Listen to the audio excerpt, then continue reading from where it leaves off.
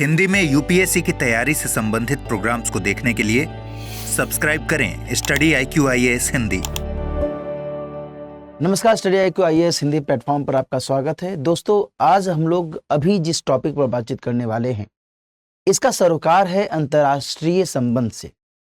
और अंतर्राष्ट्रीय संबंध में आपको पता होना चाहिए कि किस तरीके से विभिन्न देशों के बीच में जो एक सहयोग और समन्वय की गतिविधियां चलती हैं, उन गतिविधियों में कई सारे ग्रुप्स, कई सारे समूहों की भूमिका होती है। और इन समूहों में यदि भारत अप्रत्यक्ष या प्रत्यक्ष तौर पर शामिल हो रहा है, पार्टिसिपेट कर रहा है, तो निश्चित तौर पर वैसे में उन समूहों की एक्टिविटीज को जानना निहायत जरूरी हो जाता है कि नहीं? यदि हम जीएस के पेपर की बात करें तो आईएएस के मेंस सिलेबस में जीएस के पेपर 2 के अंतर्गत जो अंतर्राष्ट्रीय संबंध का विषय है, इस विषय में जो एक विशेष स्पेसिफिक तौर पर जो पाठ्यक्रम के अंतर्गत शामिल किया गया है, वो ये है कि साहब, अंतर्राष्ट्रीय स्तर पर जो भी संस्थाएं हैं, जो भी संगठन हैं, उन संगठनों के बारे में, उनकी कार्यवाहियों के बारे में जानकारी होनी चाहिए। किसे? तो विद्यार्थियों को, है ना।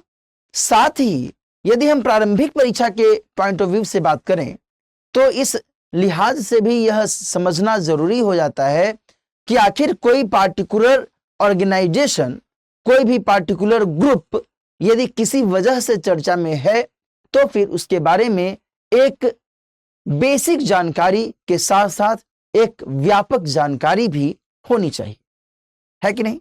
तो इन सभी मामलों के मद्देनजर आज की इस चर्चा में हम लोग बात करने वाले हैं ब्रिक्स शिखर सम्मेलन के बारे में। देखो, ब्रिक्स शिखर सम्मेलन का आयोजन अभी किया जाने वाला है अगले ही मंथ में जोहान्सबर्ग में 2023 का ये आयोजन होने वाला है। आपको पता है जोहान्सबर्ग कहाँ पे है? कमेंट सेक्शन में बताइएगा, ताकि मुझे एक आइडिया मिले कि आप इंटरनेशनल रिलेशन को लेकर के कितने रुचि रखते हैं, है ना। दिन भर मैं देखता हूं कि IR से जुड़ी हुई खबरें आते रहती हैं अलग अलग चैनल्स पर, कोई कुछ, है ना। थोड़ा सा मुझे ये भी तो अंदाजा मिले कि हमारे जो विद्यार्थी हैं वो कितना सजग तरीके से इन चीज़ों को देखते हैं, या फिर केवल बस इंटरेस्ट, कोई भी टॉपिक है तो उसमें केवल इंटरेस्ट लेते हैं, उसे सजगता से देखते हैं या नहीं देखते हैं, ये भी तो जानना जरूरी है कि नहीं? तो बहरहाल ये जो शिखर सम्मेलन है, इस सम्मेलन में अभी जो हालिया गतिविधि हुई है, वो गतिविधि बहुत ही रोचक हुई है। रोचक गतिविधि ये हुई है दोस्तों कि रूस के राष्ट्रपति महोदय व्लादिमीर पुतिन जी इस शिखर सम्मेलन में सशरीर उपस्थित नहीं होंगे। अब इसका मतलब ये नहीं है कि हाँ, सशरीर उपस्थित नहीं होंगे तो वो कोई ऐसी तिलिस्मी विद्या जानते हैं कि अचानक से वो वहां पर प्रकट हो जाएंगे, है ना। ऐसा नहीं होगा, बल्कि वे वीडियो कॉन्फ्रेंसिंग के माध्यम से बेशक शामिल हो सकते हैं, लेकिन वे खुद वहां पार्टिसिपेशन में अपनी भूमिका नहीं निभाएंगे। अब से सवाल ये उठता है कि साहब, आपने रूस की बात क्यों की? दूसरी बात यह है कि साहब ये बताइए कि क्यों नहीं जाएंगे वो, क्या ऐसी वजह है? तो देखो, इन सभी बिंदुओं पर हम लोग बातचीत करेंगे, लेकिन जो बेसिक इस पूरी चर्चा का है वो है ब्रिक्स। और ब्रिक्स का मतलब आपको जान लेना चाहिए। यदि आप में से कुछ विद्यार्थी नए नवीले होंगे, है ना, नई पौध होंगे, तो उनको पता ही नहीं होगा कि सर किस कंटेक्स्ट में बात कर रहे हैं, ब्रिक्स का मतलब क्या होता है। देखो, ब्रिक्स में ये 5 देश शामिल हैं, है ना। ये 5 देश शामिल हैं। इन 5 देशों का जो शुरुआती अक्षर है अंग्रेजी में, उसी को लिया गया है ये नामकरण देने के लिए। जैसे कि बी का मतलब होता है ब्राजील, आर का मतलब होता है रूस। देखो, अब आ गया रूस यहां पे। अब आप समझ गए होंगे कि अच्छा, यही वजह है ना, कि भाई रूस इसमें शामिल है। आई का मतलब यहां पर हो गया इंडिया, यानी कि हमारा देश भारत, है ना। सी का मतलब हो गया चीन, जो हमारा बहुत ही घनिष्ठ पड़ोसी है कि नहीं। और यहां पर देखो एस का मतलब हो गया साउथ अफ्रीका, यानी कि दक्षिण अफ्रीका, है ना। आप लोगों ने कमेंट सेक्शन में उत्तर दिया तो आपको पता चला कि जोहान्सबर्ग कहां पे है। जोहान्सबर्ग दक्षिण अफ्रीका में है ना। कुछ बच्चों ने उत्तर दिया भी है, कुछ ने नहीं भी दिया है, ऐसी भी स्थिति मैं देख रहा हूं। बहरहाल दक्षिण अफ्रीका यहां पर इनफैक्ट लिखा हुआ भी है जोहान्सबर्ग में, है ना। प्लेट पर लिखा हुआ भी है कि दक्षिण अफ्रीका के जोहान्सबर्ग में है ना। अच्छा, अब ये जो शिखर सम्मेलन का आयोजन होने वाला है, ये 15वां शिखर सम्मेलन आयोजित होने वाला है। इसका जो टाइम पीरियड रखा गया है आयोजन का, ये देखो दोस्तों 22 अगस्त से 24 अगस्त 2023 के बीच में रखा गया है, यानी कि भारत की स्वतंत्रता दिवस का जो आयोजन होगा उसके लगभग एक सप्ताह के बाद इसका आयोजन किया जाने वाला है। विषय क्या रखी गई है भाई, थीम क्या है भाई, आखिर किस मुद्दे पर बातचीत करने वाले हैं ये सभी मिलकर के। बातचीत का जो आधार है वो रखा गया है ब्रिक्स और अन्य देशों के बीच संबंध विकसित करना, साथ ही सदस्य देशों की संख्या बढ़ाने की कोशिश करना, सदस्य देशों की संख्या बढ़ाने की कोशिश करना, है ना।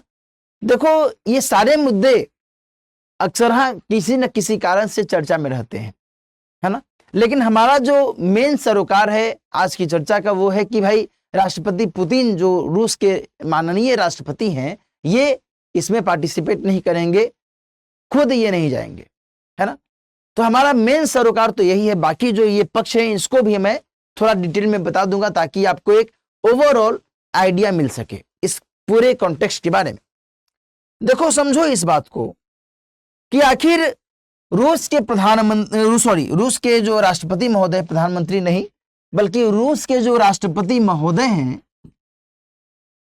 पुतिन साहब, मैं यहां पर पुतिन लिख देता हूं, कोई दिक्कत नहीं होनी चाहिए, है ना। तो पुतिन साहब के मन में एक डर है ना। डर क्या है कि कहीं वो गिरफ्तार ना हो जाए, है ना, कहीं गिरफ्तारी ना हो जाए। अब साहब गिरफ्तारी का डर किसे हो सकता है, जो कुछ गलती किया है या जिस पर गलती का आरोप लगाया गया है ना, गिरफ्तारी ना हो जाए, है कि नहीं। आप ही लोग बताइए, यदि कोई व्यक्ति गलती कर देता है या फिर उस पर आरोप लगाया जाता है या फिर आरोप मढ़ा जाता है, जो भी बात है, यदि ऐसा है तभी तो उसे भय है ना कि भाई अरे कहीं मुझे अरेस्ट ना कर लिया जाए, कहीं कोई मुझे देख ना ले, है ना, कि मैंने गलती की है या फिर मुझ पर जो ये आरोप लगाए गए हैं सही है या फिर गलत है। तो दरअसल दोस्तों यहां पर ध्यान रखिएगा कि अभी जो यूक्रेन और रूस के बीच में लंबे समय से घमासान चल रहा है, इस घमासान में रूस के ऊपर आरोप लगाए गए हैं, न केवल यूक्रेन के द्वारा बल्कि कई सारे देशों के द्वारा। उनमें पश्चिमी देश की तो जबरदस्त भूमिका है। क्या आरोप लगाए गए हैं कि भाई ये जो रूस है ना, ये युद्ध अपराध का आरोपी है, युद्ध अपराध का आरोपी है, वॉर क्राइम, है ना, वॉर क्राइम का आरोपी है। और यहां तक कि आईसीसी के द्वारा भी ये आरोप लगाया गया है। आईसीसी का मतलब क्या हुआ, इंटरनेशनल क्रिकेट काउंसिल।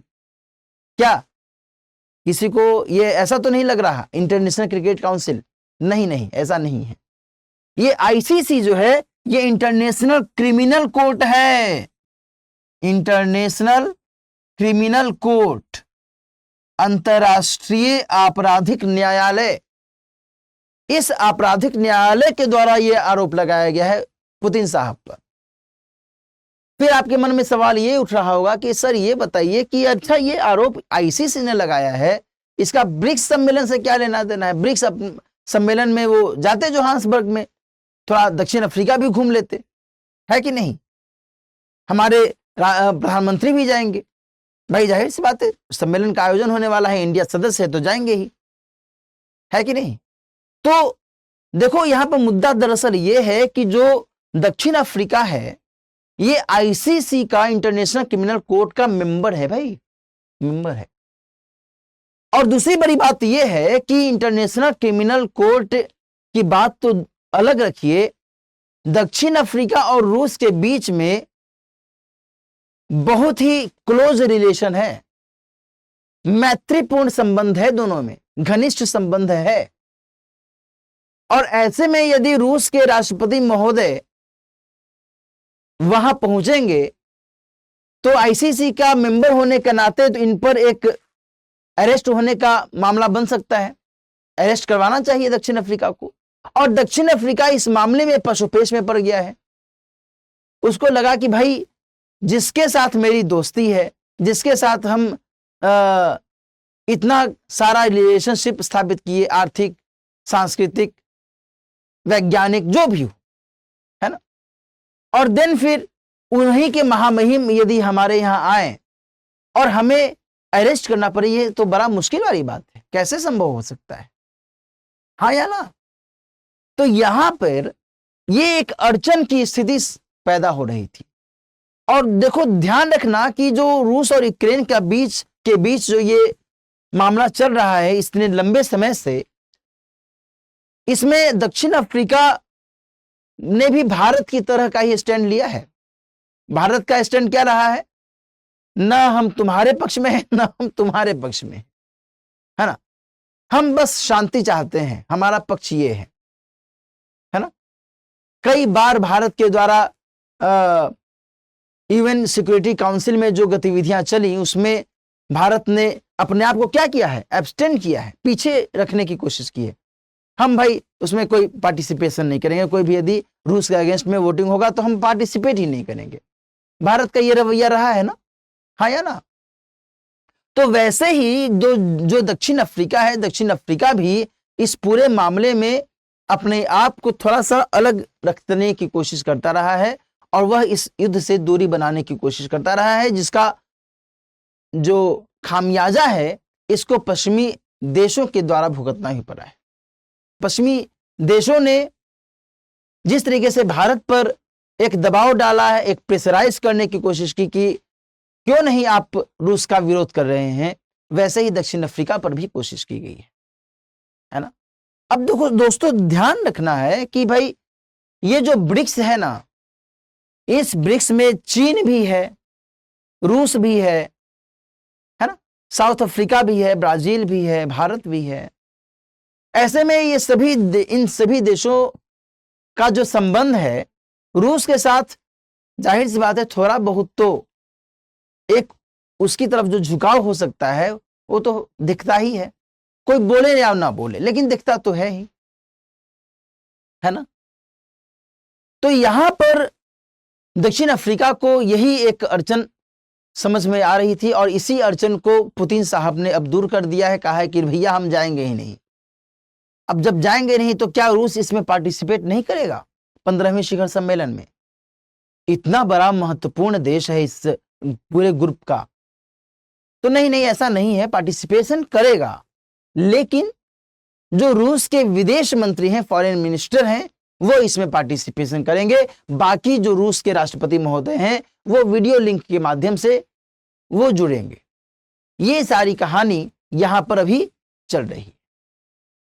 दोस्तों मजे की बात दरअसल ये भी है कि दक्षिण अफ्रीका ने पहले भी कुछ ऐसी ही गतिविधियां अपनाई हैं। कब?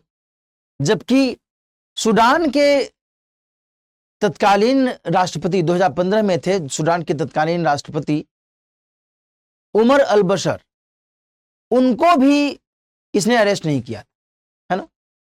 और इन्हीं वजहों से अभी जो दक्षिण अफ्रीका है इसको लेकर करके एक आलोचना भी हो रही है। तो कुल मिलाकर करके इस चर्चा में हमने जो देखा है वो ये देखा है कि किस तरीके से दक्षिण अफ्रीका वाले मामले पर एक तनाव का माहौल क्रिएट हो गया है और ऐसे में इस पर विचार करने की जरूरत है। रही बात ब्रिक्स देशों में अन्य देशों को शामिल करने को लेकर करके, तो देखो ब्रिक्स देशों में कई सारे ऐसे देश हैं जिनके बीच में एक तनाव की स्थिति भी दिखती है। उसमें चीन और भारत दोनों ही अपने आप में महत्वपूर्ण रूप से एक दूसरे के विरोधी के तौर पर सामने दिखते हैं। इसके अलावा रूस और इंडिया के पास में जो एक संबंध है, आपसी संबंध, ये बहुत ही बेहतर संबंध रहा है, रहता है, यह हम सभी जानते हैं। जो अन्य महत्वपूर्ण देश हैं जैसे कि पाकिस्तान है, पाकिस्तान भी चाहता है कि हम ब्रिक्स में शामिल हो जाए। कुछ और भी देश हैं जो चाहते हैं कि हम ब्रिक्स का हिस्सा बन जाए, क्योंकि ब्रिक्स एक विकासशील देशों का एक महत्वपूर्ण संगठन के तौर पर हाल के समय में उभरा है ना। और बाकी कुछ ऐसे भी संगठन हैं जो कि इस दौरान वे ज्यादा परफॉर्म नहीं कर पाए हैं, जैसे कि सार्क, इसका नाम सुना है आपने? ये ज्यादा परफॉर्म नहीं कर पाया है ना। तो यहां पर ब्रिक्स एक व्यापक तौर पर प्रभावी संगठन के तौर पर दिख रहा है, जिसमें कई सारे देश अब चाहते हैं कि हम यदि इसके अंतर्गत शामिल होते हैं तो फिर इससे हमें एक आर्थिक स्तर पर, वैश्विक स्तर पर एक सहयोग मिल सकता है, जिससे हम अपना और बेहतर तरीके से विकास कर सकते हैं। ध्यान रखिएगा कि जो ग्लोबल साउथ के देश हैं, है ना, ग्लोबल साउथ के जो देश हैं, ये इसमें ब्रिक्स में पार्टिसिपेशन को लेकर करके बहुत अधिक लालायित है। वो चाहते हैं कि भाई हम ब्रिक्स का हिस्सा बने, है ना। अब ये देखने वाली बात होगी कि जो अन्य महत्वपूर्ण देश हैं इसमें शामिल, इस संगठन में शामिल, वो क्या रुख अपनाते हैं, है ना। क्योंकि किसी किसी मामले में भारत विरोध कर रहा है, किसी किसी मामले में चीन विरोध कर रहा है, ऐसी स्थितियां भी दिख रही हैं। बहरहाल आज की चर्चा हम लोग इसी मुद्दे पर अब समाप्त करते हैं कि क्यों जो रूस के राष्ट्रपति महोदय हैं वो नहीं शामिल हो रहे हैं। इसके बारे में हम लोगों ने जिक्र किया ही, ब्रिक्स के बारे में भी मैंने आपको हल्की सी जानकारी दी। इसके अलावा एक और महत्वपूर्ण जानकारी मैं आपको दे दूं कि भाई 22 जुलाई से, आज से ही एक नए बैच की शुरुआत की गई है P2I बैच के अंतर्गत। और यदि आपने इस बैच में एडमिशन नहीं लिया है तो फिर आज ही एडमिशन लीजिए, ताकि कल से आप फिर, यानी परसों से आप फिर इस बैच को ज्वाइन कर सके। कल तो संडे है ना। तो दिलीप लाइफ कोड का इस्तेमाल करते हुए आप इस बैच में आसानी से एडमिशन ले सकते हैं। इस बैच में मैं आपको IR यानी कि इंटरनेशनल रिलेशन पढ़ाने वाला हूं, जिसमें बहुत विस्तार से हम लोग हर पहलू को देखेंगे, समझेंगे, है ना। आज की चर्चा अब हम लोग यहीं पर समाप्त करते हैं। अपना ख्याल रखिए। All the best. हिंदी में UPSC की तैयारी से संबंधित प्रोग्राम्स को देखने के लिए सब्सक्राइब करें स्टडी IQ IAS हिंदी।